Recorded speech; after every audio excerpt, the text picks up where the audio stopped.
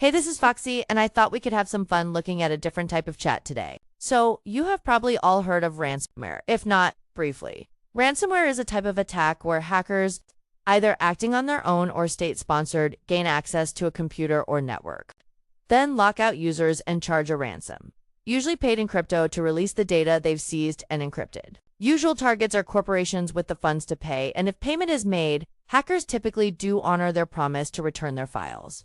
After all, if they fail to deliver, no one will pay and the business model won't work. What this site, Ransomware Live, does is allows us to read the real chat messages between the hackers and their victims.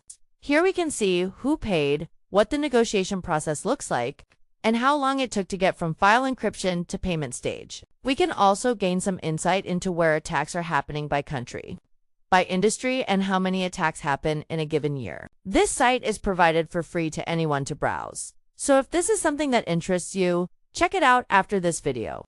And feel free to ask me any questions you have in the comments. I'll help if I can. So let's look at some of the initial messages seen by victims when their computers are locked by going the left-hand menu and selecting ransomware notes.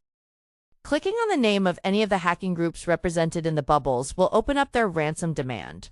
For victims, this is the first message they see when their computers are locked. Sometimes this message might be the stereotypical dark and starry hacker-looking graphics, but often it's just a simple text message giving their name and instructions on how to get in touch and where to send funds.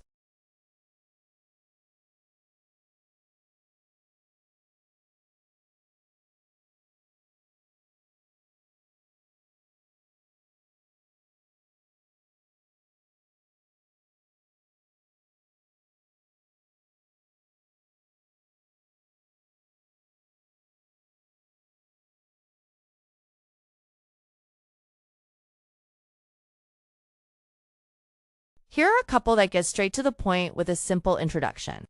They will let the victim know their files are encrypted and that payment must be made. They will give instructions on how to get in touch.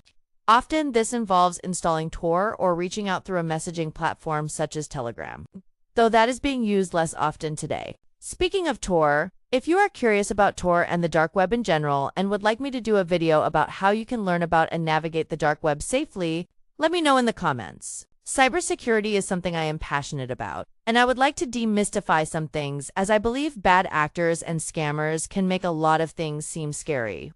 And with a little bit of time and patience, anyone can learn how to protect themselves online. Before we get to the chats, I'm just going to speed through the statistics section real quick to give you a glimpse into what it shows. Here you can give the top 20 attacks by group, attacks for each year, and so on. If you'd like to see this in more detail, you should visit the site after watching this video. It's worth a more in-depth look if this is something that interests you.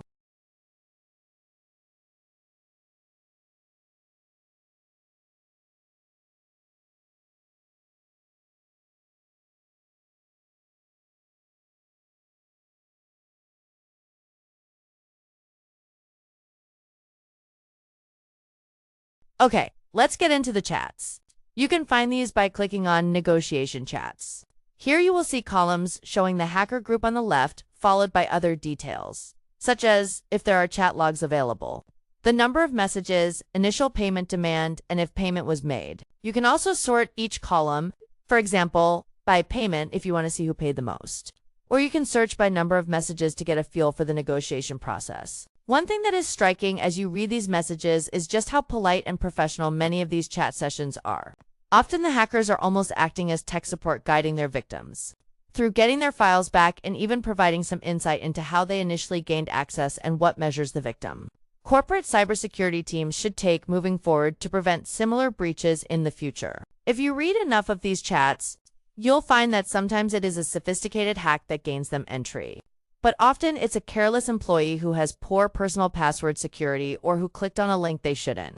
And that one compromised employee led to hackers ultimately gaining access to the entire network. And while we're on that subject, let's talk about what's really a hack for a minute. Do you know how much of your information is freely available online?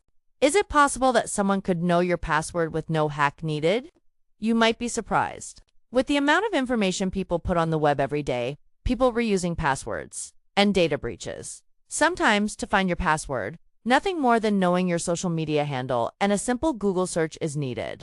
No hack necessary. Enjoy reading more of these chats, and if you'd like to know more, John Hammond on YouTube has an excellent video going over this. You can also visit the website for yourself.